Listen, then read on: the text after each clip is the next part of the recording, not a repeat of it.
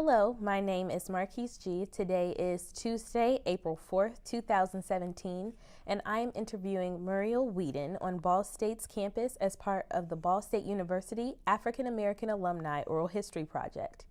Hi, Ms. Weeden, how are you today? Hello, I'm doing very well.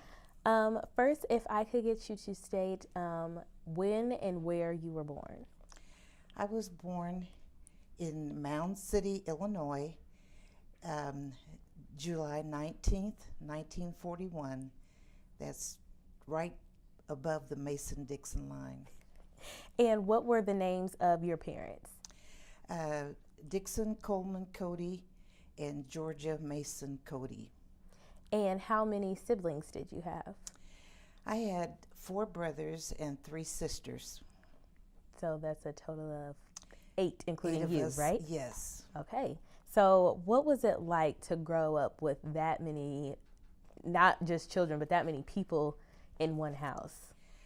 Well, actually it was great, but it was different because most of the time growing up, after we left Illinois, my sisters lived with an aunt, and my oldest brother stayed in Illinois because he didn't want to leave his friends and his school.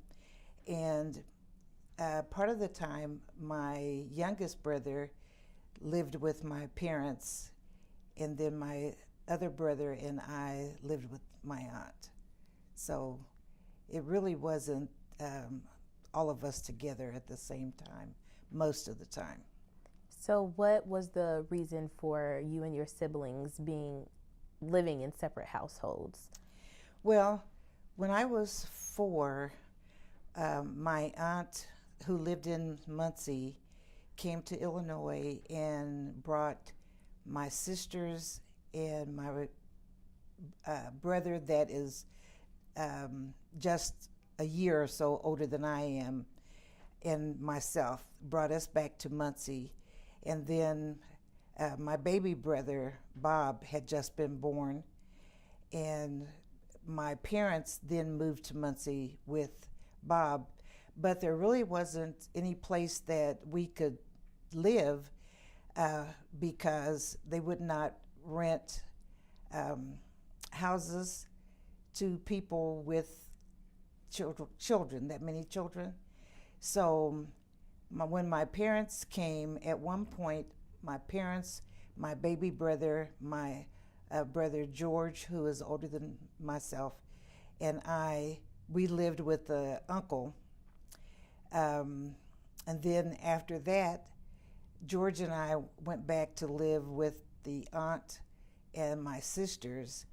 And my mother and father and my baby brother actually lived in what had been a chicken coop, because they had to go in, and it was like a big shed, and to go in and clean it out real good. And that's where they lived for a while, because no one would actually rent a house to people with that many children. My aunt was what they called a domestic. She worked for a family out here on Briar Road at the time, and my uncle was a barber, and he had a barber shop. And so my sisters remained in the house with them. And when my parents finally were able to get a house of their own, my brother George and Bob and I lived with my parents. But my siblings were quite a bit older than we were, so they didn't want to change schools, or they were about ready to move out on their own, so they didn't live with us. So you all lived in separate households because there weren't landlords at the time who wanted to rent to families who had that many children, and you moved to Muncie from Illinois at such a young age, at the age of 4. How did it affect you growing up not living with your mom and your dad? Not at all, because I saw them. And then when I think I lived with them when it was crucial, because when they moved here and lived with my dad's brother and his wife, then I lived with them, and that was preschool. Well, we didn't have preschool, but I would have been preschool age because my parents moved here when I was 4 also. And then when I was 5, I was still living with them. I went to the old Garfield Elementary School, which is no longer there, but I went to kindergarten, and that just sparked my love for school. I don't remember who the teacher was. I don't remember her name. I know it was a lady, but I loved it. And then they had half-day kindergarten. So you either went in the morning or the afternoon. And I went in the morning, and I remember that first day crying because my mom wouldn't let me go back in the afternoon. And I said, well, she said, I'll see you later.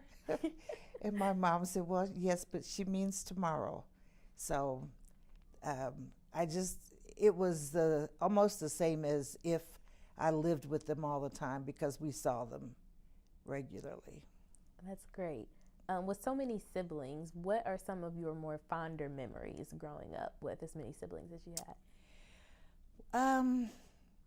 There's always somebody around to talk to play with, just to be around. And because I was the youngest girl, there was always somebody around to do the work, to do the dishes or to clean. So, what values did your parents try to instill in you growing up? One of the most important things that they taught us was to help other people, not to judge people by their circumstances or by their outward appearance. We were always feeding people. We found out that our house had been marked by what they called hobos because we lived near a railroad track when we finally got a house of our own. And they would jump off the train, and because it was about 2 blocks from our house, they would jump off the train and come to our house because they knew that we would feed them. And my dad was a pastor, and my mom, before she married, had been she drove for an evangelist, and she traveled. And so we always had people from the church at our house. It was like just a big family. And so they taught us just to accept people as they were, not to make judgments based upon people, and to be available to help in whatever way we could. And so I just kind of grew up doing that, and then expecting everybody to do the same thing. And I found out that that wasn't the way it worked, because a lot of people did not want to help other people. They would, say, well, I got mine, they can get theirs. But I'm grateful that my parents taught us to be available to help other people. What were some of your initial reactions when you moved to Muncie? I don't know that it was just some place that we moved. It didn't have any real effect on me because Mound City, it was not a city. It was just a little country place. I don't know how many people live there, but it seems like everybody that I met, there were a lot of people that moved to Muncie from that area, and they just said Southern Illinois, and it just seems like everybody that lived there, we knew them. It was just a little small place, so it was just moving from one country place to another little country place. Muncie didn't seem that big at that time. It wasn't that big. Still not, but it's home. Yeah. From your youth, do you have any memories of stereotypes that you saw or witnessed against African Americans in like popular culture or advertising, anything like that that stood out to you? Growing up in Muncie, you didn't see it. I mean, there was no advertising or advertisements that had African Americans in them. There were no role models. As a matter of fact, I never had a person of color as a teacher until I was a student at Ball State and I was 29 years old. I never had a teacher from elementary through high school. Never had a teacher that was a person of color. And I remember when the first African American teacher was hired in Muncie. She lived like down the next block from us. So I think the stereotyping basically was we were invisible. There was nothing that you could look at and say, wow, that looks like me, or I could do that, because there was just nothing. I want to come back to that thought, but I want to trace back to progressing in your childhood. You attended Muncie Central High School. Mm-hmm. What was your academic and social life like at Muncie High? Academics, that was good. We were on track, and because my parents made certain that we were, but there was no encouragement from the school to do anything. Like, no one ever mentioned to me that I needed to take the SAT.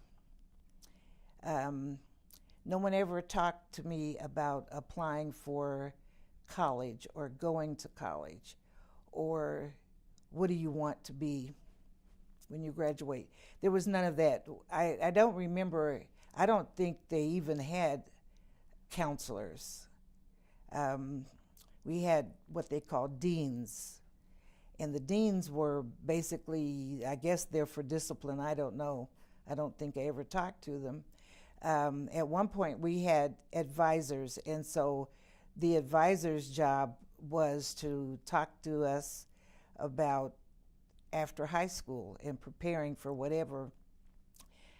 My advisor, I remember, was my senior English teacher. His name was Frank Stafford. I loved him. He was an excellent teacher, and I loved English. And I remember saying to him one day that when I graduated, I wanted to go to college and become an English teacher. And he says, "Oh no, Muriel, you don't want to do that. Oh, that's the worst thing you could want to be." And he just told me how bad that was, and I shouldn't try to do that. So the next time I thought about it, and I said to him, I think I would like to be a psychologist. He said, "Oh no, oh my God, why would you want to do?" "No, I don't think you want to do that. That's not something that you would want to do." So it was everything that I was interested in. It was like being discouraged from trying to achieve anything that it was like that was not in our, stay in your lane, that's not in your lane. And there was no one in the school that encouraged any kind of doing anything academically. I had a teacher, senior class, I think it was civics. I remember her vividly because her name was Frances O'Hara, and she hated me, and she made the class as difficult as she could. And I remember every day sitting in the hall, listening at the doorway while she taught the class, because she always found a reason to send me out. She would say that I was late or that my feet were sticking out in the aisle, just anything. And I have my report card at home now, the report card when I had her, and she had given me a nice big fat red D. And I asked her why I got a D, because I always, even though I sat in the hallway, I always did well in class and I made good grades in there. And I said, why did I get a D? And she said, because I just don't like you. So, and she could do that. And she did it. And she got away with it. So, academics, I would say that it was my parents that made sure I stayed on track despite what anyone else did or said. And socially, we had a lot of fun, but it was, if you went in the cafeteria, the African American students were on one side and the other students were on another side. No one made us do that, but I mean, that's just the way we did. And socially, I didn't do a lot as far as going out and that, because I wasn't allowed to. My parents were very strict. My dad was pastor, was the Church of God in Christ. Well, I don't know if you're familiar with them or not, but Pentecostal and very strict. We had church just about every night. Well, we did every night of the week, and sometimes 3 times on Sunday. So that was our social life. That was all we did, basically. So, Muncie Central, you said that you had an advisor that you would tell, this person the things that you thought you might want to do with your future. As, a part of the education field, having been a part of that as your career and having been a counselor, what would you say now to, instructors, advisors that say those same things to students now? To encourage students to be the best of whatever they want to be, because if it's what they want, they will really work towards it. As a counselor, that was one of the things that I did. I never told a student that they couldn't do something or that they shouldn't do it. And I found a lot of the other counselors, their students would come to me because they would be very discouraged. There were students who wanted to apply to Ball State, and counselors would say, oh, you'll never get in Ball State. Why don't you try for Ivy Tech instead? And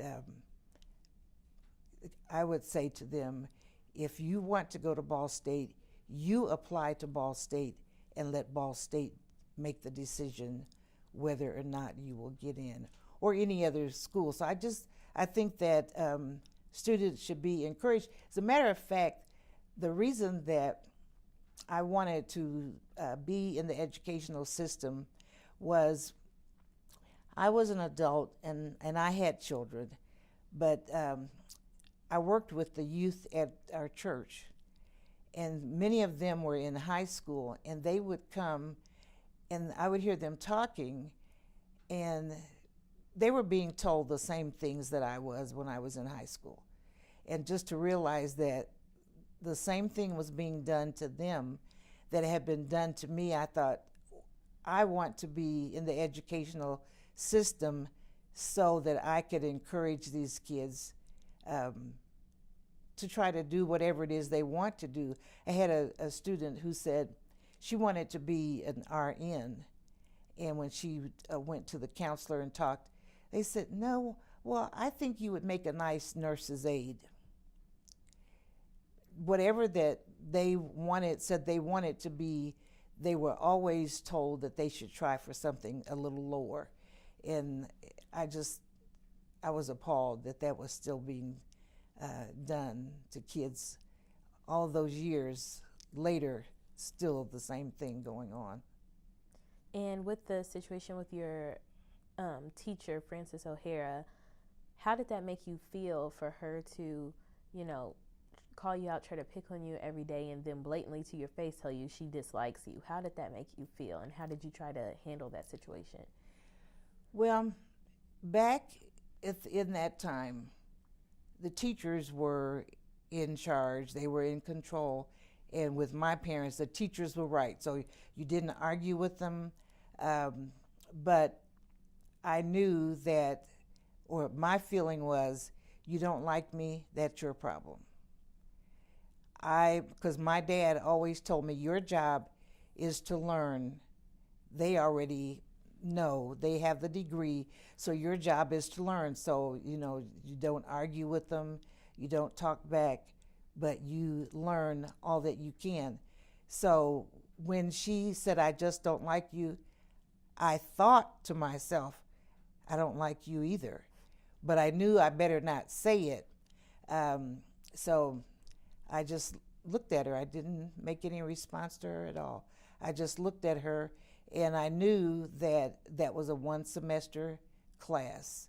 And when that semester was over, I didn't have to deal with her again. So I just let it pass. When I took my report card home, I did tell my parents what she said, but they knew how she had behaved the whole semester that I was in there. So it didn't really, it bothered me enough that I'm 75 years old and I have not forgotten. So I can't say that it didn't bother me at all, because obviously it did, but it did not make me feel like any less of a person. It didn't make me think that I was stupid or anything. And then my dad was like, every day it'd be like, you know, what did you learn? You had to learn something every day. And he always said, you're smart because you're my child. And I mean, those kinds of things that I was told all the time. So it didn't really matter what she said. Hey, and going back to you growing up in Muncie and, you know, going through your day to day, you said your uncle had a barber shop, the uncle that you moved in with. What were Black businesses like in Muncie at that time, and what did they do for the community? Well, most of them were like small home things. His barber shop was in their house. There was a large front room, and that's where he had his barber chair, and the family lived in the rest of the house. There were, I don't really know about a lot of the businesses. I know there were beauty shops, taverns I heard of. There was like the little clubs. I never went to any of those, so I just know that whenever I wanted to get if my mother wasn't available to wash my hair or whatever, it was someone doing it in their house. At that time, they didn't really have, I won't say real businesses. They had business. They just didn't have a lot of the places.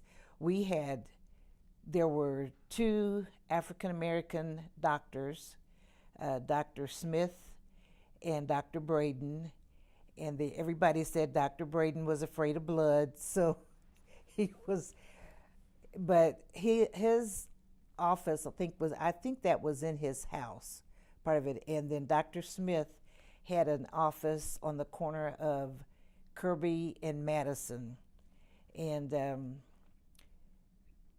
mostly African Americans, or when I was growing up, at one point they called us colored, and then I've been Black, because they went through all the different phases to get to African American.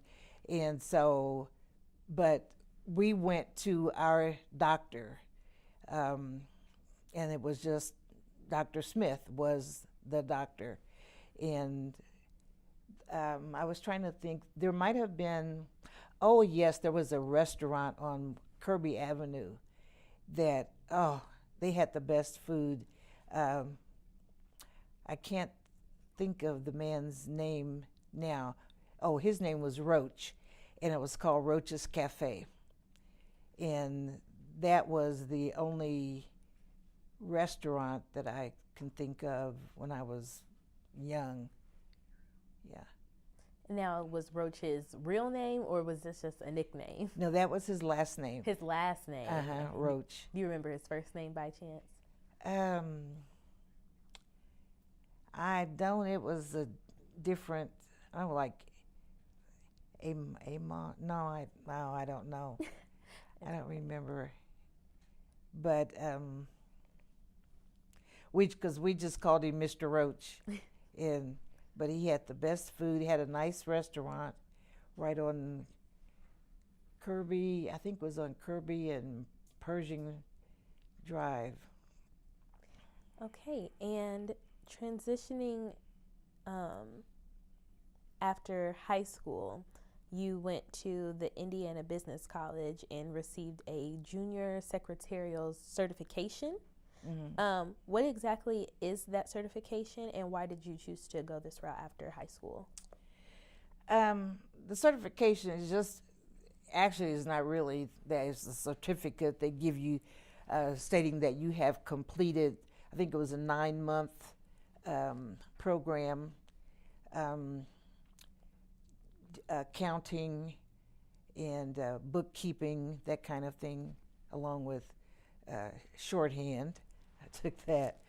But the reason I went to Indiana Business College was my mother had told me that they could send me to Ball State, but they could not send me out of town to school or anything because they could not pay that much. They could pay for me to go to Ball State, and I didn't want to go to Ball State.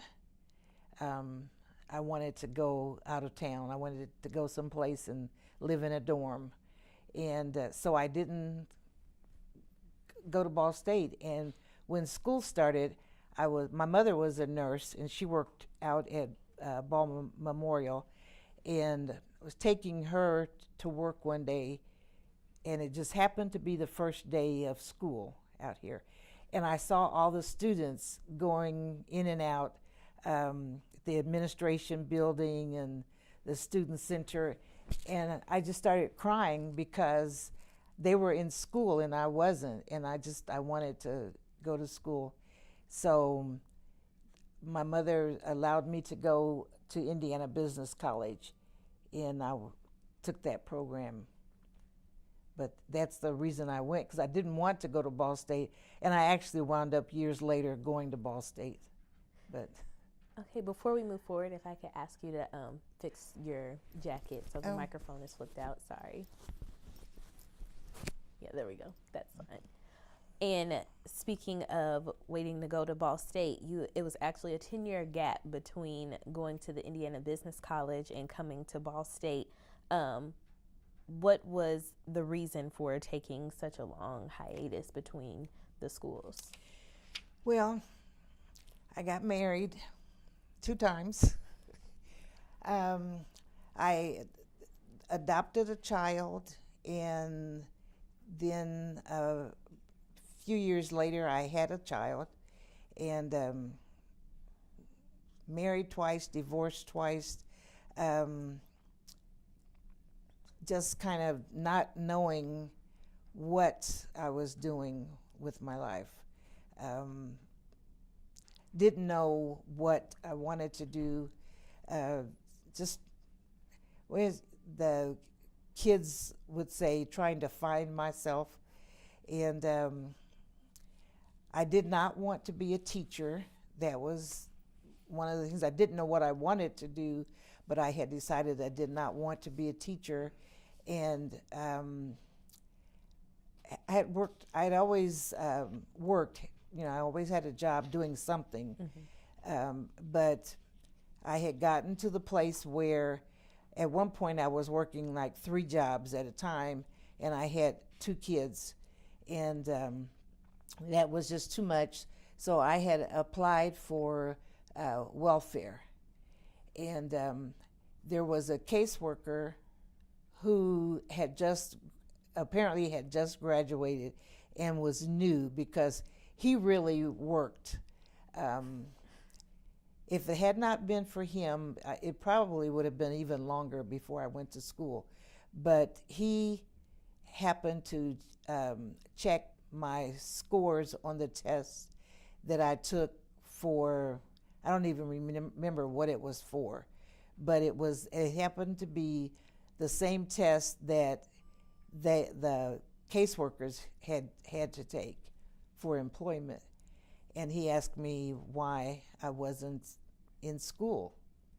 And he said, you should be at Ball State because he said my test scores were so high. Well, no one had ever told me what my test scores were. So he started pushing me towards going to Ball State and just helped me, with no one had ever told me what I needed to do when I came by and saw the kids going, I thought I could just go into the administration building and fill out a form or something and pick my classes and I'd be in Ball State. But he told me that I needed to take the SAT, and he found out when and where it was given, and made arrangements for me to take the test and just helped me with everything that I needed to do. And so that's why it was so long. I was just struggling, trying to live between all the mistakes that I was making. Do you remember by chance the caseworker's name?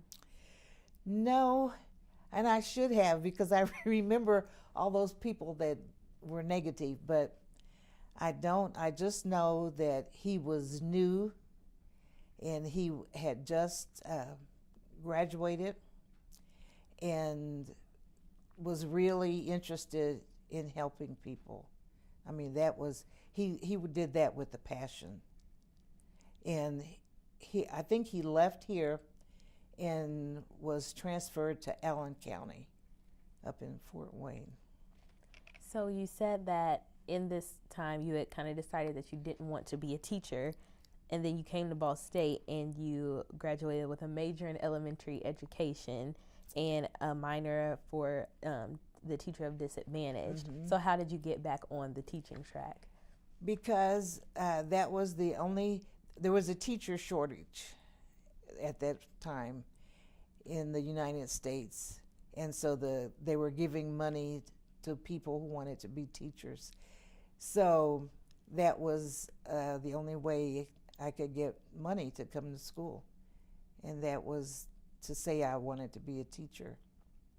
And if you could go into a little bit explaining you're a minor teacher of disadvantage, what exactly is that? Yeah, they stopped that. I don't know how long they had it, but it was new. They started it, and I was in one of the first groups to be that. It was like trying to fight the kids who were in poverty and disadvantaged areas. Muncie did not really have real disadvantage, but I had to do like student teaching in an area in like one of the schools that had the largest number of low-income students. That's what they call disadvantage. And had to, I did my student teaching. The school where I did my student teaching is, I don't know if it's even still there. I know it's not a school anymore, but it was it's on the part of Muncie that's called Shedtown, and it was basically low-income Caucasians, and a lot of them had come from like Kentucky. It was very prejudiced, and that school was where I had to do my student teaching. I was the only person of color in the school. And but I found that I loved it. I loved working with the people. I didn't have any problems. Basically, I didn't have problems. They were disadvantaged, as probably the most disadvantaged area in Muncie. There, and I remember the first day I went to the school, I went to the teacher's classroom, and the door was shut. And so I was looking through the window of the door, and there was this one little girl who's had pulled her, well, I didn't know she had pulled it, but her desk, she was all the way in the back of the room by herself. And the teacher was up teaching, and I was at the door, so she's, come on in, come on in.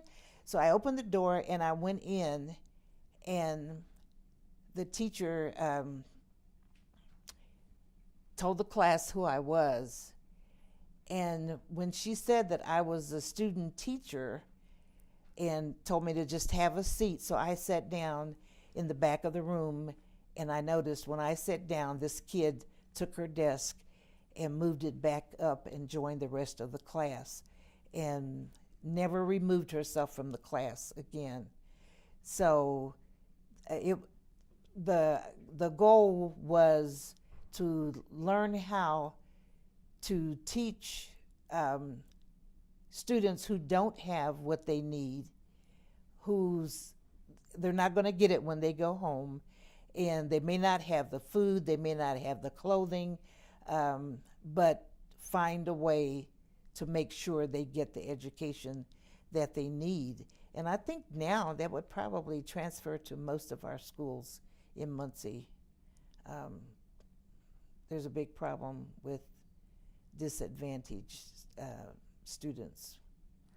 Did you ever ask or find out the reason why the little girl was either sitting in the back of the classroom or why she chose to move when you came into the classroom? The teacher said she removed herself from the class.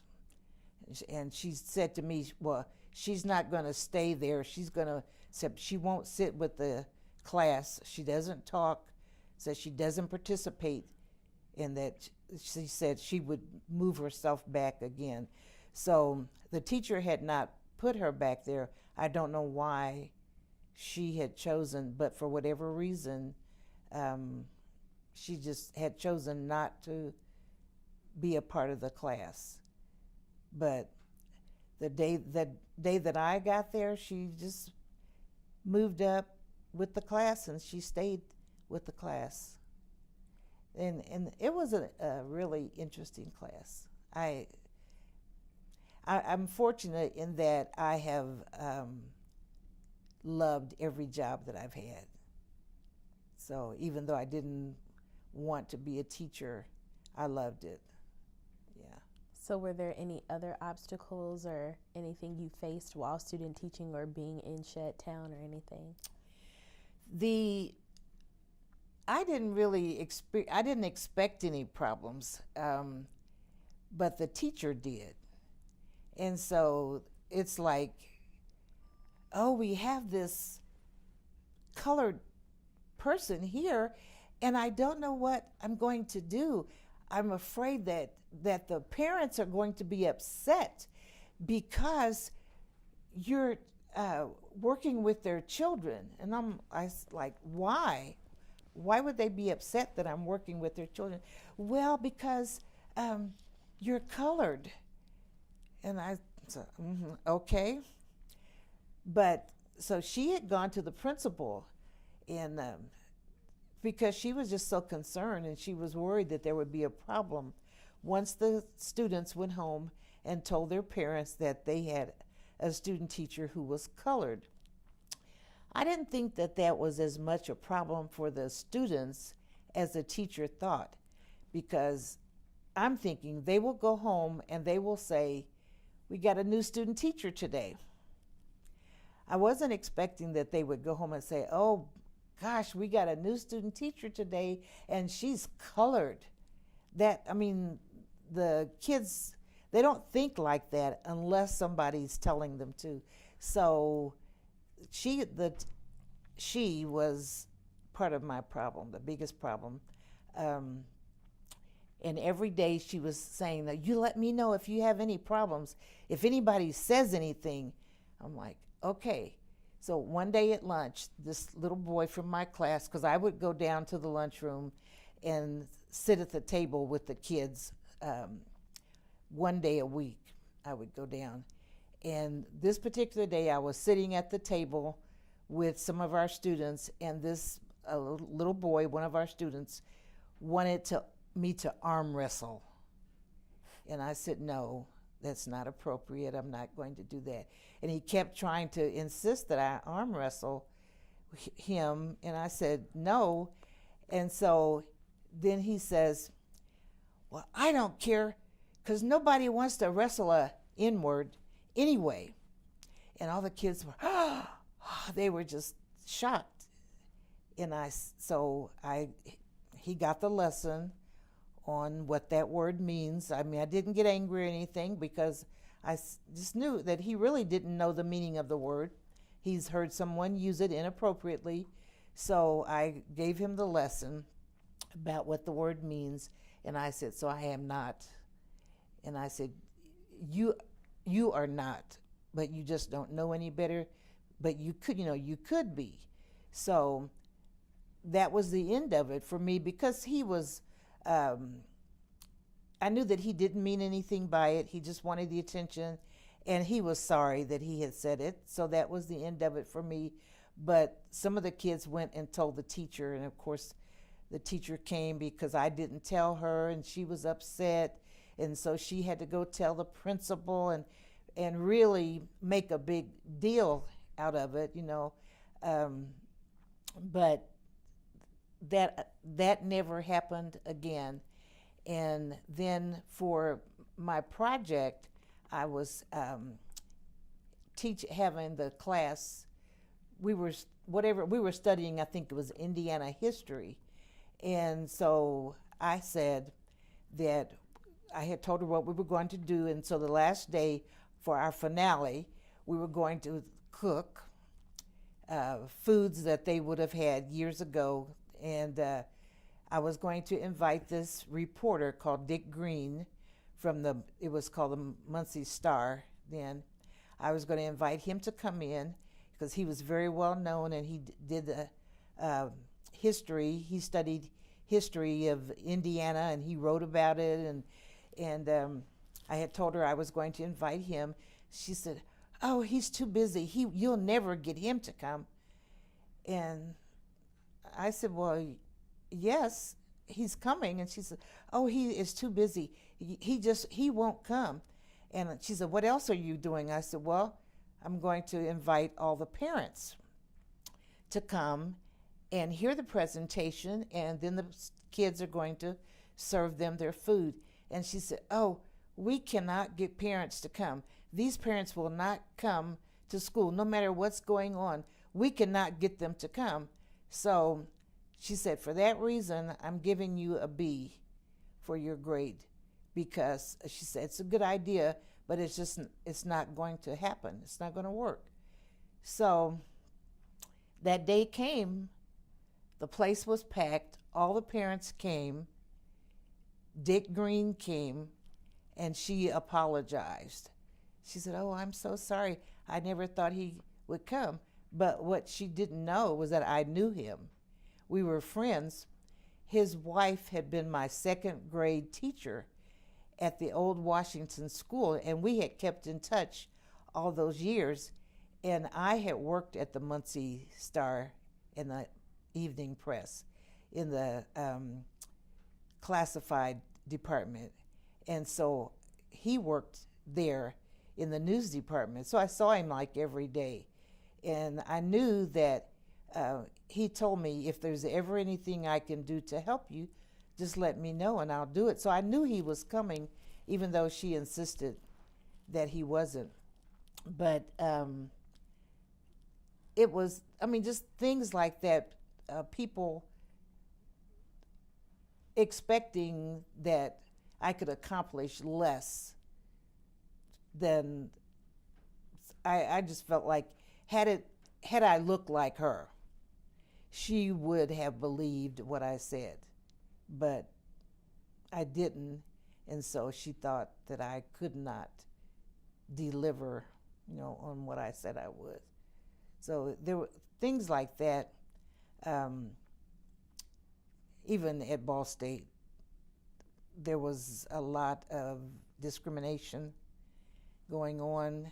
I didn't have a problem in undergrad, but in grad school, one of my professors, and I wish that I have tried so hard to remember his name, but I cannot, but he had a wife who taught at Ball State as well. And he did like everything he could. He was so very negative, rude and disrespectful. And he told me once, I would never recommend you to be a counselor. And I said, and I would never ask you to. But he was just so rude, and he taught a class that was required. It was like research. And he was the only one who taught the class during the school year. So I took the class. He would not help me. He was always saying something rude. He would not approve any subject, every topic that I picked to do my research on. That's not a problem. No. And I mean, he turned everything down, and without telling me why. And when I would ask him, it would be like that I was just stupid or something. And so I had to go to another professor in the department and ask, like, what am I doing wrong? Because he said, like, what are your topics? So I showed him all the different topics that I had chosen. And he said, oh, well, that's good. Oh, boy, that's a good one. That's good. And he said, I don't know why he's turning these down, because this is exactly what you're supposed to be doing. But he turned everything down, so I dropped his class. And someone told me, take the class in the summer, because that's the only time he doesn't teach it. So I signed up for the class. I was going to take it in the summer, get it out of the way, and of course not enough people signed up, so the class was dropped, and I wound up having to take him again and have him. So I just put up with him, but I wrote a letter to the president of Ball State University and sent a copy to the department chair, and I sent a copy to the professor as well. And I had a meeting with the president at that time, and he asked me, why didn't I wait? He said, most people would have waited until they had graduated. But I said, because it's not for me, it's for the people who will come after me and may get this man in class. They should not have, no one should have to put up with that kind of behavior from a professor. So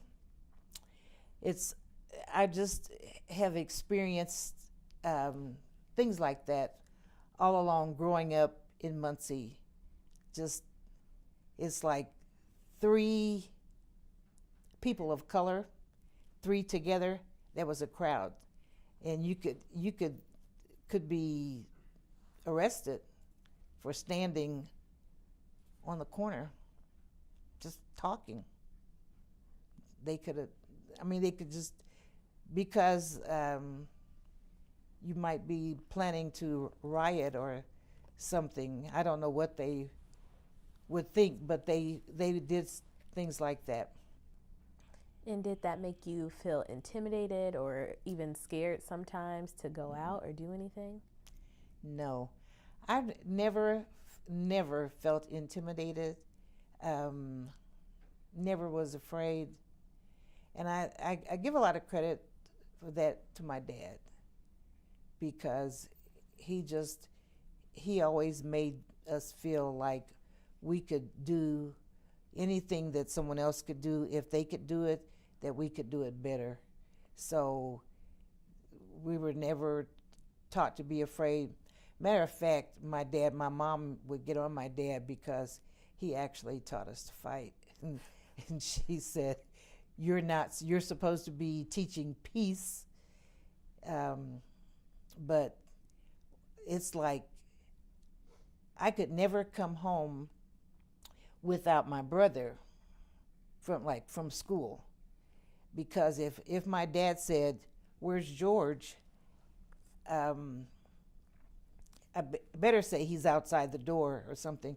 You could never say he got in a fight, because if he got in a fight, then I better be there. You know, if one of us had a fight, we all had a fight.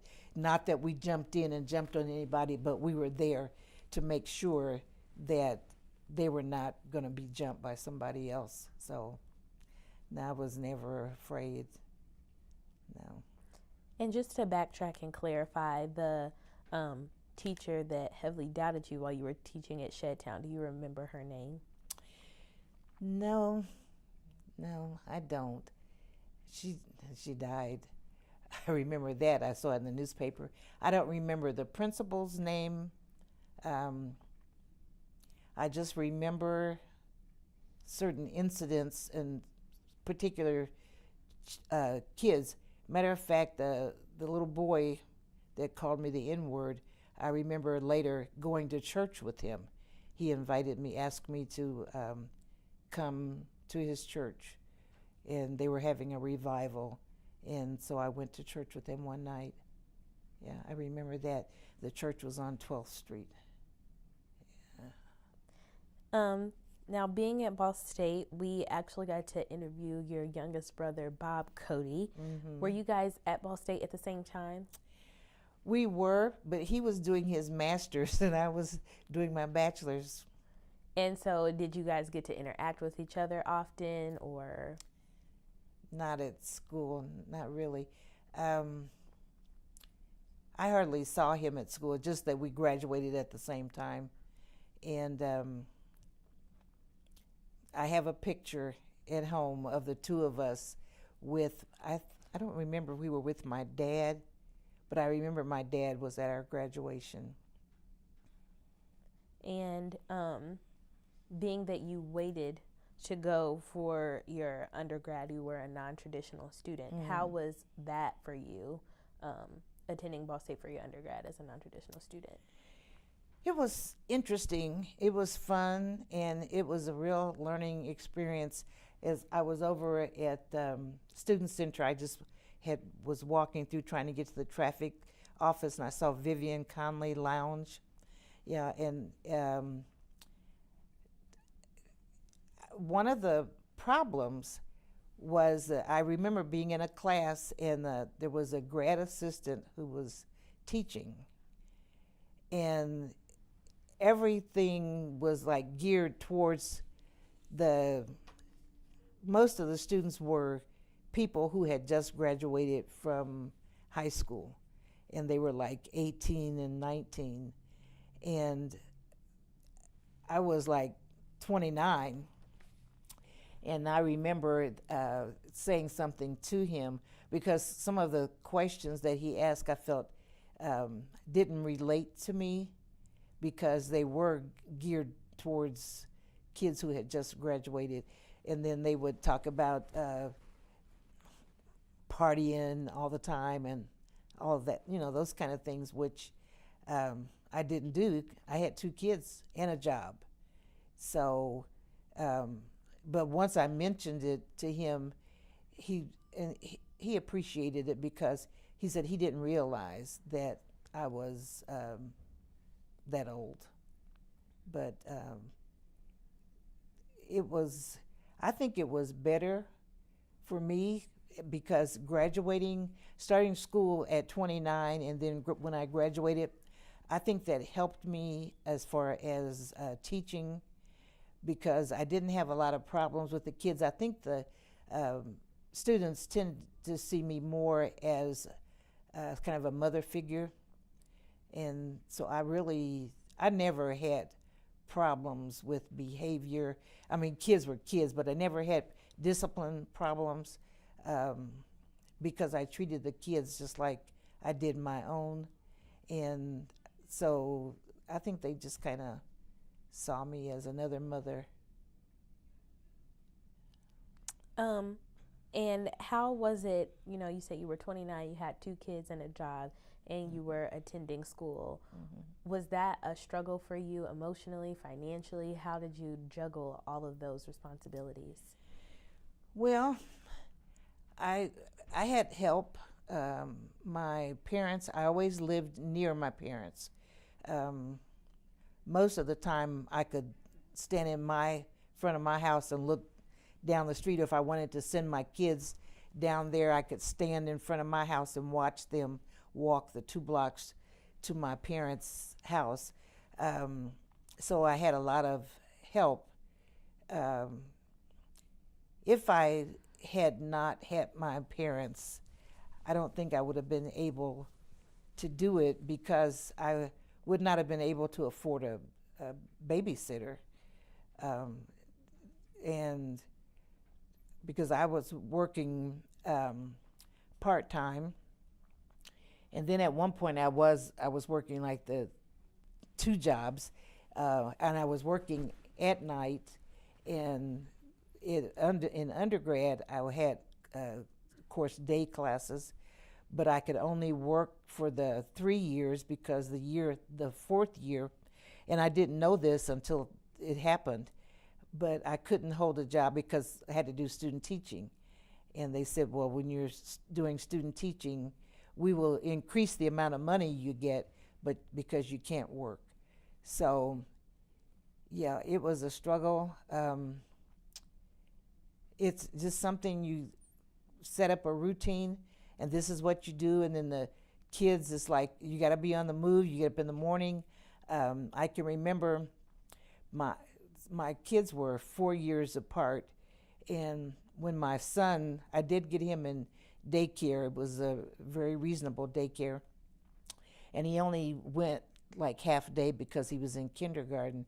So I would send my daughter, who was 4 years older than my son, would take him to daycare and then go across the street to school. So if the daycare had not been right there and reasonable, I would have had to be at home. And then having my dad, because my dad was a pastor, he didn't work like a job. I don't mean that pastoring is not work, but he didn't have somewhere that he had to go and clock in. So if I needed, if one of the kids was sick and I needed him to get them or something, he could do that. And I didn't have a car, so that was a problem. That made things difficult too, because I had to ride the bus back and forth. My oldest brother bought me a car, and just a lot of things my family just kind of grouped around me to make sure I would be successful in what I was doing. Matter of fact, I went to my oldest brother is a pastor, and I went to his church Sunday, and he said, "This is my baby sister, and I think she was the first one in our family to go to college." And I wasn't actually the first one, but just the fact that I went meant something to everybody in the family, so everybody just kind of helped out. And seeing that you were a non-traditional student, probably didn't have a lot of time for a lot of extracurricular activities, Nope. but you did participate in the Minority Student Union. Mm-hmm. What was that experience for you? What was your membership like in that organization? I remember being in the choir. I had a choir, what's it called now? Voices of Triumph? Yeah, Voices of Triumph. Yes. Then it was just I think, student union choir. But I went to a few meetings that they would meet over in the minority house. We called it the Black House. And we would meet over there, and sometimes there would be speakers that came in, and when I just kind of counted stuff like that as a part of my class time. So most of the stuff was during the day that I participated in while my kids were in school. Then I could do that. I worked in the evening, so a lot of night things I couldn't participate in. But my boss, if it was something like for a class, then he would allow me to take off and come to that. That didn't happen very often. But I was never in a sorority, never made a lot of friends. I think I might have had one friend, one or two, because I was commuting back and forth. I came to school at time for class, basically, and if I had an hour between class, then I stayed out here at went to the library or somewhere and studied. And when the class was out, back home, because either I had to get ready to go to work or I had to get ready, fix dinner for the kids or something. So, I mean, you just have to want to do it, because there's not that fun time in there. By not being able to join as many organizations or joining Greek life or anything like that, did you feel like you missed out on anything? I felt like I missed out on a part of the experience of being in college. It was just like every day. I mean, it was like you just go take a class. That's the way it felt. You may have a class 3 days a week, like that. And so where other kids were out here and they were doing things like they were pledging, and they were just doing things that seemed like so much fun, but I had to get on the bus and get back home. So yeah, I felt like I missed out. Now, we read a text called Ball State University and Interpretive History, and in that text it spoke of BSA, Black Student Association. I don't know if that was similar to the Minority Student Union. Probably the same group. Okay. Mm-hmm. In 1986, the president was David Cody, who was basically acting as sort of an activist on campus at that time. Do you have any relation to him? That's my nephew, yeah, he's my nephew. He lived in Newcastle. Yeah. That's not even a part of the answer. I started to say his mother had a lot of kids. But that was a very large family, but David was very active at Ball State. Okay, and during your undergrad, you worked at the Muncie Star, it was called at the time, in classified advertising, as you had mentioned before.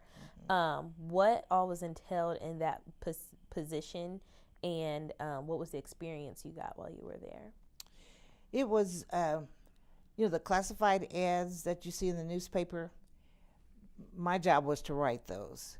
And so we did customer service.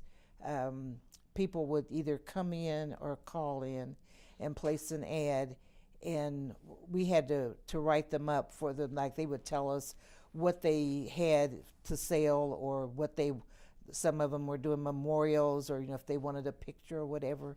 So my job was to take their ad, and then we placed them for the newspaper, made sure we got them in on time, and that was it, just customer service. And this is what you worked up until you had to do your student teaching? Mm-hmm. Okay. And you mentioned an issue you had with a professor. I don't remember if you mentioned if it was your research methods professor. Research. Okay. So we've talked about that a little bit, and how that was not really a good relationship, to the point where you had to write to the president of the university and to the department heads. Were there any other experiences like that you faced during your time at Ball State, undergrad and during your master's program? No, I think basically my experiences were good. I came back the year after I graduated. I was working in Marion, and so sometimes on my way home I would stop over at Teachers College just to see what was going on. And they had like all these different committees, and they had a committee for, I think was a committee for minority recruitment. And I was looking at their organizational thing, and the chairman of that committee was that same professor. And I questioned, like, how is he the chairman of the committee to recruit minorities when his stand was he didn't believe that we belonged here? And they said, well, he volunteered. So I think maybe someone got in the department that for the wrong reasons, but I never had a problem with any of the other professors. So given that situation with that professor, and you did at this point make others aware of this situation, Mm-hmm. unlike when you were in high school and you kind of had to accept it as it was. With this professor, you made administration aware of what was going on, and it doesn't seem like he was reprimanded in any way for what he did to you. How did that make you feel about Ball State's claim for diversity and inclusion at that time? Well, I felt like Ball State was just like the rest of Muncie.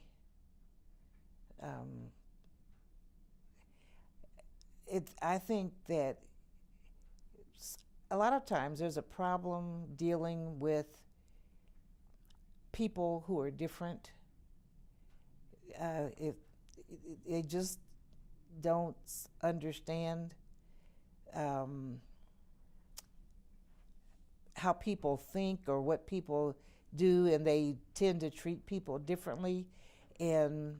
But because you look like me, I understand what you mean, or I understand your thinking, and so a lot of times perhaps I'll make excuses for it.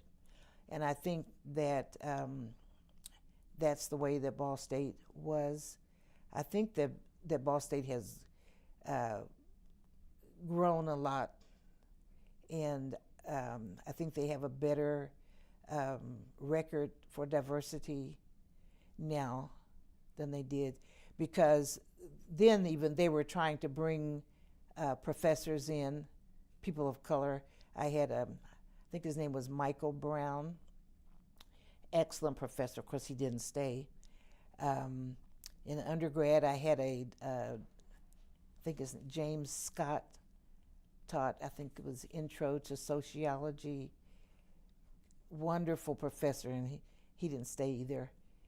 But I think that Ball State was trying to grow in that area and bring in people of color so that they would be more diverse, and there would be people here who actually would be held accountable for their actions.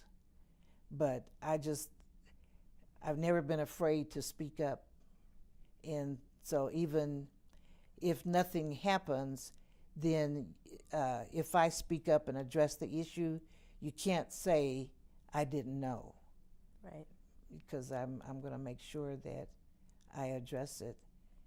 So, whether they do anything about it or not, I got through his class, and I got hired as a counselor, and I didn't need his recommendation. Right. So. And you mentioned that you never had an African American teacher until you came here to Ball State at the age of 29. Right. How did that further impact your decision to go into education before you met this professor, not having any African American teachers? Well, I wanted to go in because I wanted to make a difference in the lives of minority students. Then, after I got to Ball State, and there were so few, I started thinking the Caucasians needed African American teachers as well. So that helped me realize that I had made the right decision, because I think a lot of the problems stem from the fact that a lot of Caucasians grow up not having been around people of color. And so then they don't know how to deal with them or how to get along with them. And if we never come together, if like I grew up never seeing, there was never an African American principal, assistant principal, teacher, student teacher, none of that when I was growing up. I'd never had any of that. So to me, it would not be surprising that not many of the kids said, I want to be a teacher. Because we didn't see teachers, and so that wasn't something necessarily that we thought about being. And had there not been a national shortage of teachers, I would not have thought about being a teacher, because that really wasn't something that we did. But there was a shortage, and so that helped my decision. And then when I got to Ball State, Dr. James Scott was my first teacher, my first class. And when I went in that classroom and he came in, it was like, hallelujah. I mean, I had never, ever seen a black teacher. Never. It was like seeing a unicorn. Yes. I was like telling everybody, guess what? My teacher, my very first class, my teacher is a black man. I mean, it was just exciting. Yeah. So following your undergrad, you came back to Ball State for grad school, where you received your master's in counseling psychology. During that time, you were also a graduate assistant. What did you do in this position? I worked most of the time at the Learning Center. I don't know if they still have that. Yeah. Okay. Mm-hmm. The Learning Center, I was a grad assistant over the Learning Center. And I supervised tutors and got people signed up, matched up with the tutors that for whatever they needed help with. And before I started working in the Learning Center, I just did little whatever they came up with for me to do. Right. So after you finished your undergrad and your grad school programs, what was the journey after graduation as far as moving into your career? Okay. Well, like I said, I grew up in Muncie, went to Muncie schools all the way through. I graduated undergrad, could not get a job in Muncie schools. When I came back and went to grad school, graduated, could not get a job at Muncie. So I went to work in Marion as a vocational counselor. And I worked at Tucker area, whatever the long name was that had vocational technical college. And my job was I went to the high schools in Grant County and to make presentations to the students and to try to get students to enroll at Tucker. Their enrollment was very low, and so they said they needed the enrollment increased. So that was my job. That's what I did every day. And at Marion High School, they had given me a table and a place that I could sit down at the cafeteria, and at the cafeteria during lunchtime, and then during the day I could be in the area with the counselors and send for students and come in and talk to them and tell them about the school and different opportunities. And So I got students enrolled. Another thing that I did was I went out and talked to community groups like the um, Coalition of Clergymen, which was the pastors, and I would go to churches and make presentations. And that first year, the enrollment more than doubled, and I found that I really enjoyed doing that, but I didn't know how it worked. I mean, common sense would have told me if I had thought about it.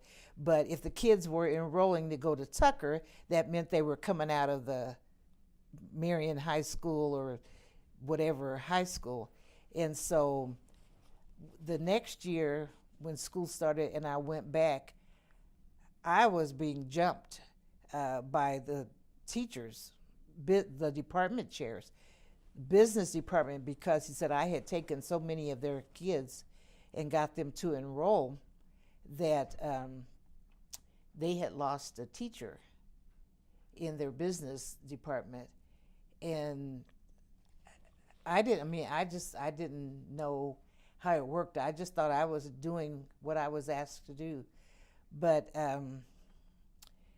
so that year was more difficult. I was not allowed in the counselor's office to work. I was not allowed in the cafeteria to work. Could just sit at a little desk out in the hall. I was not allowed to send passes for students. It was just when students came to go to lunch, if they wanted to stop and talk to me, they could. If not, too bad. I just couldn't talk to them. I could no longer send for them. I couldn't take a pass and send for them any longer. But I still went to the county schools. At the county schools, I could go in to the auditorium and they would bring the students in, and I would talk to them that way and got students to sign up. And then after school started that year was when Muncie Central called, and the principal at Muncie Central called the principal at the school at Tucker and talked to him, and the principal at Tucker came in and he literally begged me not to leave. And I would not have left. The only reason I left was because my mother was very ill. And I had the reason I was at Ball State in grad school was because I came back to help take care of my mom.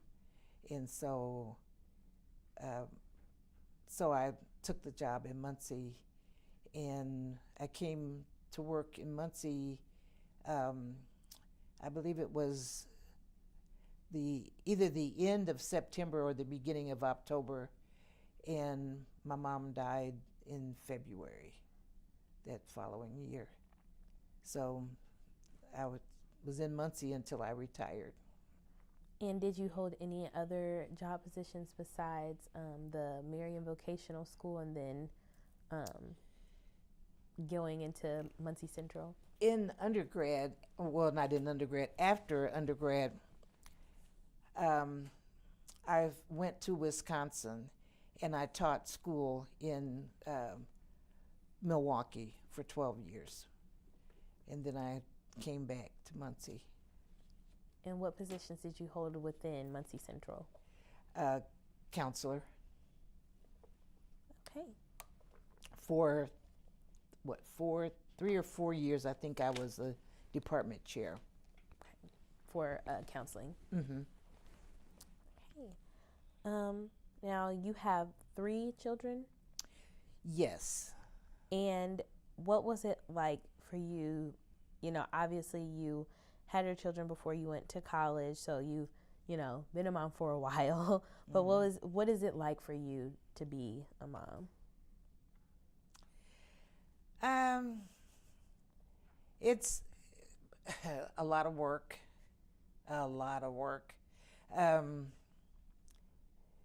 It's I think it's a growth process because I have three. The oldest one I adopted. Then I have a birth son and a birth daughter, but each one of them is different. They are just so totally different, and so you learn a lot, and you have to be.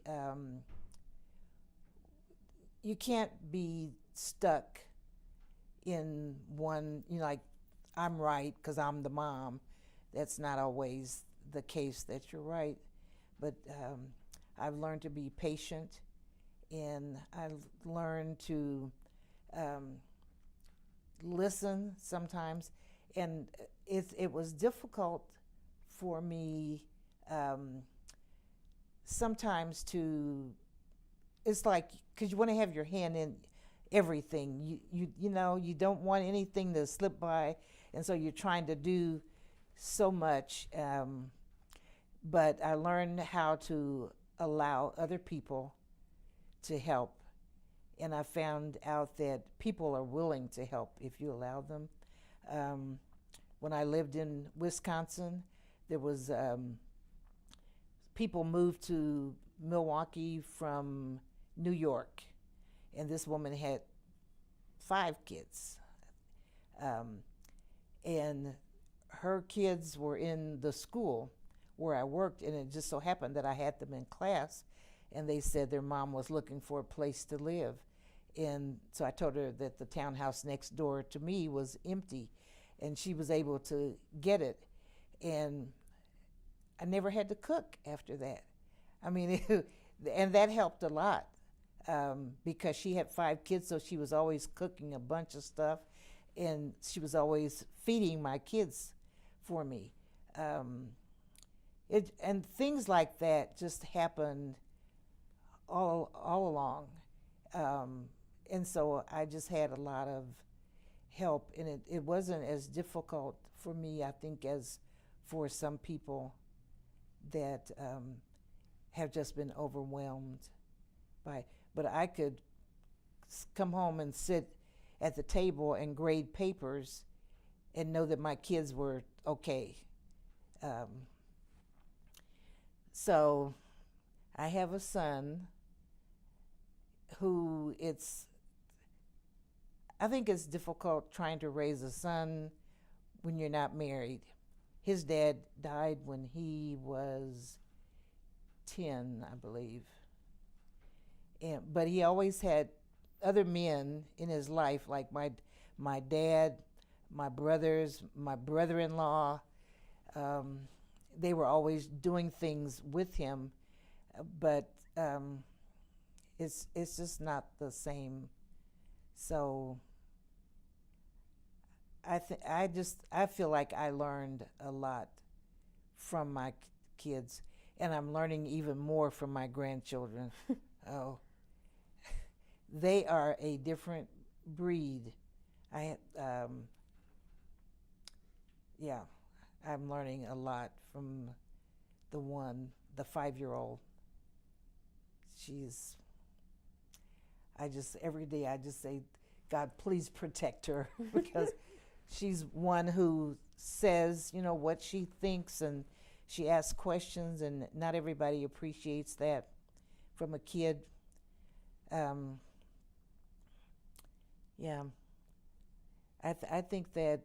think God put gives us children as gifts and watches to see what we're going to do with them. And one of the things that I've felt with her, because she's so active and I'm afraid that people get frustrated with her because she's just doing stuff all the time. And I just had this feeling like God was saying, don't ever beat the life out of her. And so, she flips all the time. So I just say, flip. But, you don't want to take your kid to church and have them flip down the aisle. But you know what I did? For New Year's Eve, we have watch night service. Mm-hmm. And so I was doing a skit. And I had told them, she is going to flip in this church, because that's what she does. And so I wrote it into the script, and she was allowed to, she had to come out and play and flip across the front of the church. And so, you know, it just says there's room for all of us. I learned that from my kids, and we're all different, but don't stifle the gifts that your kids have. And it was the same thing with the kids that I worked with in school. And I did substitute teaching too after I retired. I guess I didn't have enough. Yeah. What values did you try to instill in your children? I try to teach them to not be stuck on material things, but to grow inside, to have a heart for other people. Trying to, and with my grandchildren, trying to teach them not to be bullies, but to treat, and my kids to treat other people like the golden rule. I don't really hear people talk about the golden rule anymore, but I try to teach that to my kids, and I try to teach my grandchildren, do unto others as you would have them do unto you. Treat people the way you want to be treated, and don't say mean things to people. Help somebody, and just don't, I say don't be hateful, but that, to me, that's one of the most important characteristics that a person can have. Just be kind, be helpful to people, and you never know how much people appreciate it and what they'll do for you if you're, you know, kind to them. How did you try to prepare your children for the possible racism they could face in life, and did they face any challenges like that? Yes. Unfortunately, I didn't do as good a job as my parents did with me, because life being so busy, and they're busy and I'm busy. With the one that I adopted, we spent more time with her because she was the only baby around. And so, you know, we would try to teach her, don't take it personally.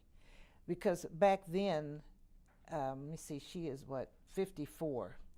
And when she was a kid, I can remember times going to the public library downtown, and my mother, and a lady was coming up the steps with her little girl, and my mother and I and my daughter were coming down the steps, and this little kid sees us, and she's going,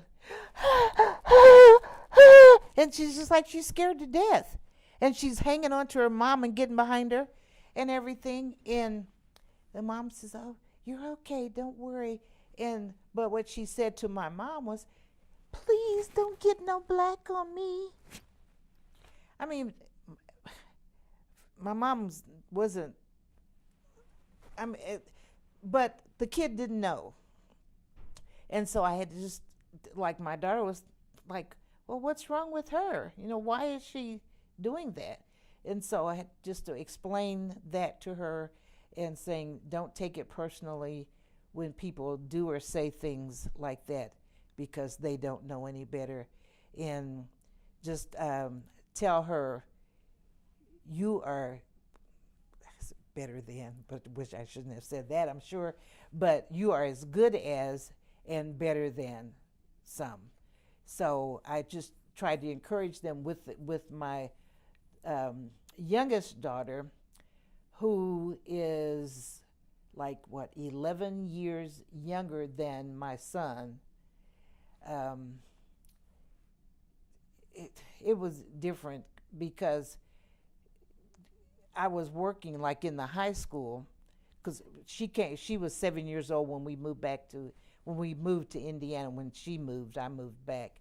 But she was 7 years old, and when we were in Wisconsin, she had not experienced any kind of discrimination. Um, she had gone to a Spanish immersion school to start, and I mean, everybody had to speak Spanish. Everything from the time you got, well, she didn't have to speak it on the bus, but when she got off the school bus till the time she got back on the school bus, everybody had to speak Spanish. So it's like everybody was the same. You were Spanish.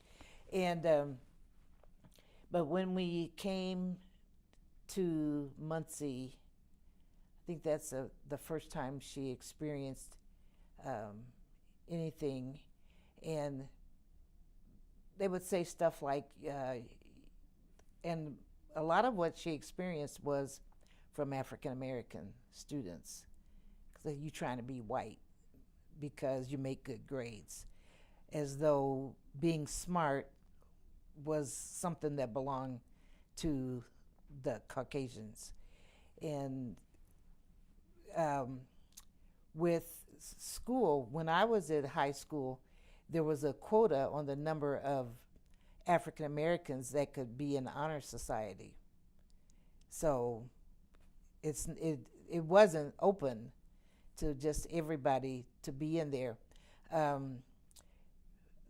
My daughter, just some things that happened. I remember once students at the last day of school, they would bring water guns to school, and they would let them go out and have a water gun fight on the lawn away from the school.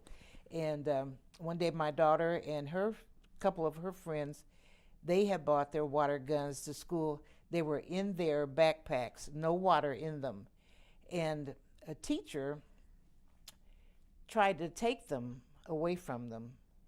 And they went into the bathroom.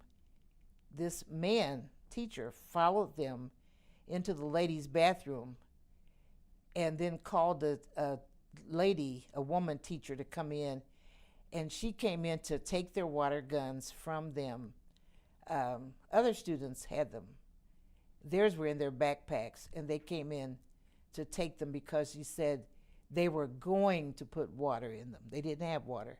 But the teacher said, well, the man said that they were going to put water in them. And so it was his job to take them away. And they did take them. I worked in the school at that time. I was working at Muncie Central, and I had gone from being this passive person that just sat back. So he took the girls to the office and took their water guns to the office. And I'm doing hall duty, and one of them came and told me, because I see all these other kids, all these Caucasians with water guns, and nothing being said. So when they came and told me that they had taken my daughter came, so they had taken her water gun. I had just bought that water gun the night before. And I'm like, what? Who took it where? And so they had taken it into the office, into the assistant principal's office, and put them in there. I was so upset. I don't know if it was over the fact that I had paid money for this big water gun or what. But I went in there and took the water gun back, and then got the other two girls' water guns too. And I was like, Lord, I need a break. I know if I need a break, because when I would see different things going on, I would make note of differences that were being made among students. And at one point I was going to write a book about the things that were happening in the schools, because I think people were making differences between the students, and I don't think they even realized what they were doing, that they were making a difference. But it's like when they would give, like send a kid to the office, and they would write down what the infraction was. There was a white student and a black student. Their reports said the very same thing, exact wording. Teacher had, because they were both doing the same thing, and the teacher had written it down, had sent them to the office. And when they were both my students, when they brought their papers over to me, what the assistant principal had written to send home, and I saw those papers, what he had put on the minority student's paper was not the same as what he put on the other paper. And as the one student was disruptive, and the other student had moved something, but the minority student was disruptive. And I had to speak up about that, because I said, you don't understand.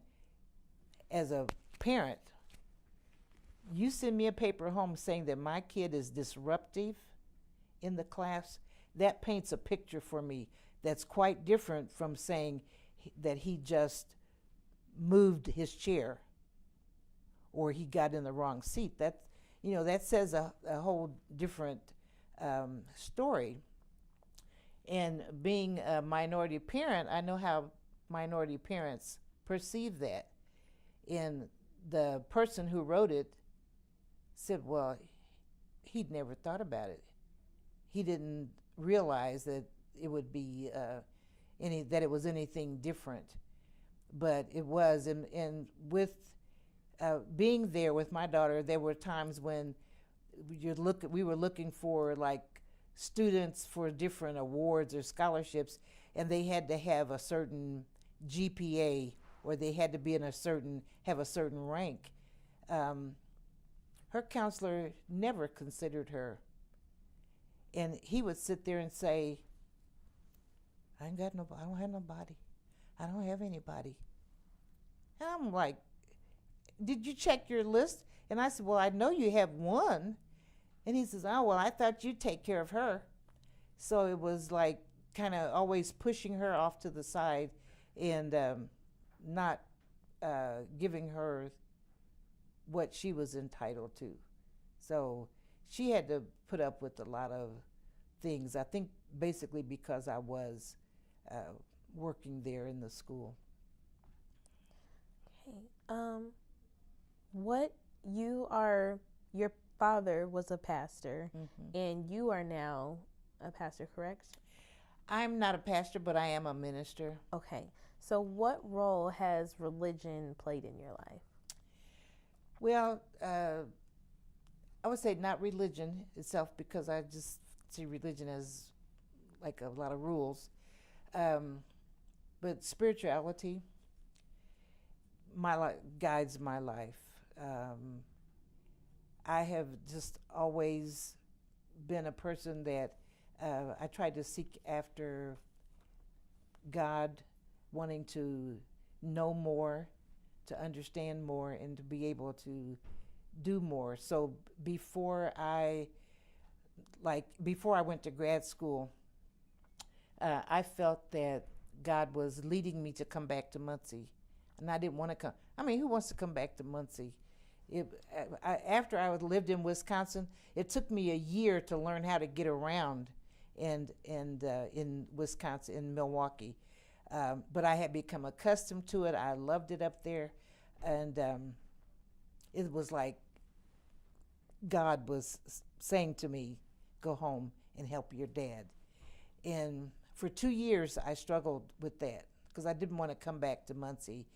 But it just seemed like everybody I came in contact, every time I went to church, no matter what church I went to, it was like I was getting the same message. It would be something about go home, like the prodigal son. Somebody's preaching the prodigal son. Or it just continuously, and I finally, the reason I decided to come back to Muncie when I did was I was working for the Archdiocese, their inner city Catholic schools. And so they had decided that they were going to start a new something with the schools, and they were going to close all of the schools and everybody had to apply for a job, and then they were going to open it up. It's going to be a new school system, and which meant technically that I didn't have a job. And so they were asking me to apply to be the director of music for all the schools, all of their schools. And I just finally said, nope, I guess this just means I need to go home. I don't have a job. So I wrote my dad and told him that I felt that I should come home, that, you know, I was praying, and I felt that God was saying, go home and help your dad.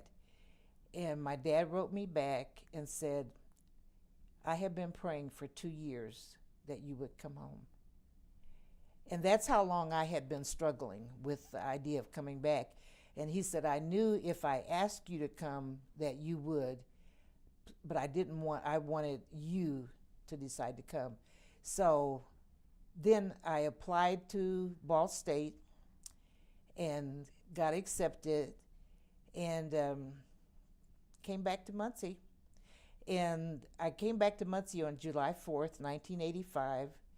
That was on a Wednesday, that I think that year. No, it wasn't on a Wednesday, that was on a Saturday. And that Saturday, Sunday, Monday, Tuesday, Wednesday, 4 days later, I was all moved in and everything, and went to Bible study on that Tuesday. And that Sunday, my dad turned the church over to me and said, this is what I need you to help with. So I pastored the church for 4 years, simply because my dad asked me to. That's not my calling, to be a pastor. But I had to do it because he asked me to. And when the first day I came out to be interviewed for the psychology program, and when I worked the last year that I was in Wisconsin, the Archdiocese had said they would pay for one person in each school to go to Alverno College and take this course, because when up there they have like the school psychologist in the community schools, but before they get to the Catholic schools, they have to make their rounds to all of the public schools first. And so usually they didn't get to us until the end of the school year. So if we had a kid that needed to be tested, you didn't get results back until the next school year. So the Archdiocese said that they would pay for one person out of each one of the schools to go to Alverno College. So they had to choose someone, and I was chosen from our school. And in order for the Archdiocese to pay, they had to give me 1 day a week where I could take the whole afternoon, and give me a room, an office, and I would test students that were recommended for testing. And when doing that, I just decided this is a chance to get to be a counselor. I enjoyed the testing, but I thought I could do that and be a counselor. But when I got here, they told me to do the testing, I would need to go into educational psychology instead of counseling psych. But I wanted to be a counselor, so I stuck with the counseling psych. And that day I went home, and I got a phone call, and they said, you didn't apply for grad assistant. And I didn't even know what a grad assistant was. And I said, oh, was I supposed to? I didn't know. And they had a position available. And actually, they didn't have anything for me to do, but they had the position.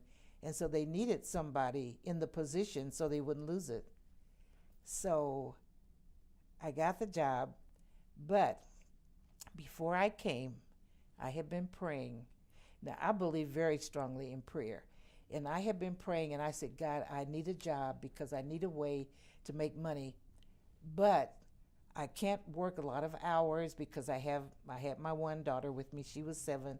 I'm helping take care of my mom, who was an invalid, and I have the church, and so I need a job, but not too hard and not too many hours. And they called me, and I said, what do I have to do? They said, well, come back out here and fill out the papers, and we'll tell you what to do. So that's what I did, and that was my job for the first year. Great. As we get close to the end of the interview, I want to make sure we get in some really important questions. I saw a photo from one of the reunions of the Ball State University Black Alumni Constituent Society. Are you a member of that organization? I don't know. I know the Ball State Black Alumni. Is that the same thing? Yeah. Okay, yes. Okay, yeah, because I saw you in the photo, but I didn't know if you. So, what is your participation in that organization? Just when they have their reunion here, usually I come like to the dinner and the picture taking, whatever. I don't do the tour or anything, but basically that's it. And last year I didn't come because my brother wasn't able to come, and I didn't come. Okay. And as far as, you said you went through your whole educational career in Muncie. You lived in Muncie pretty much your whole life. Besides your time in Wisconsin, you haven't ventured far from Muncie. What is the love and pride in the Muncie community that you have that keeps you here? Well, I did live in Ohio for a short time. My son was born in Ohio, but I came back to Muncie. The thing that has always brought me back to Muncie has been family. And the thing that keeps me here, I think, is just that I don't make change easily. And when I moved to Wisconsin, it took me a year to get accustomed to being there. And when I moved back to Muncie, it took me a year to get accustomed to being here. And when I felt that I should move back, it took me 2 years to make that move. And I don't adapt to change very easily, very quickly. And so it's easier to stay here than it is to go anyplace else. And one of my final questions, what changes and or similarities do you see in the African American community from when you were growing up to now? When I was growing up, everybody was family. It's like you knew people, and even if you didn't know them, if you saw them on the street or passed by them somewhere, you spoke. You looked at them and you would say, hey, how are you doing, or something.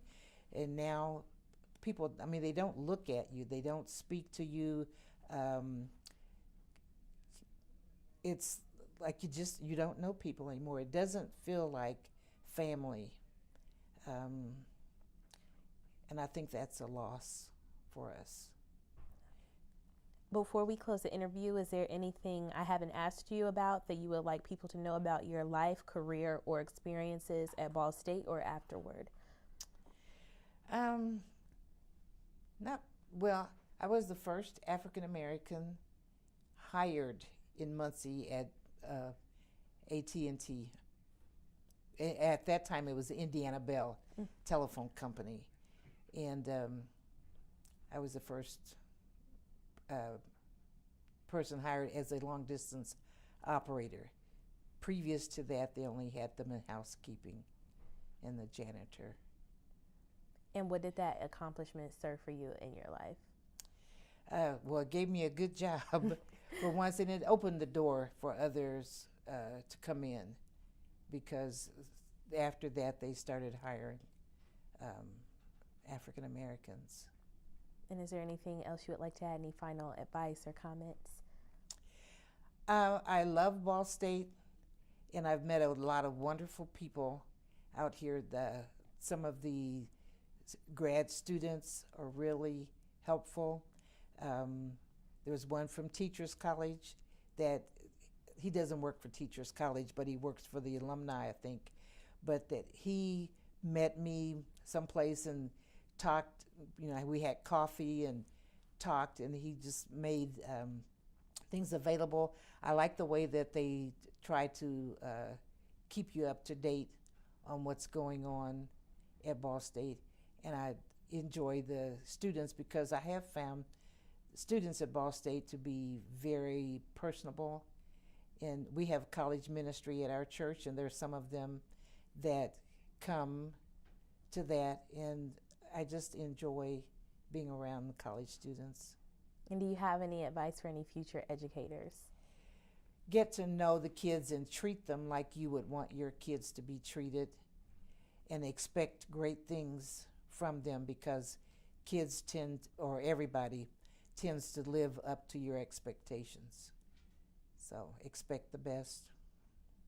Okay, well, on behalf of the Ball State University African American Alumni Oral History Project, I'd like to thank you for your participation today. Thank you.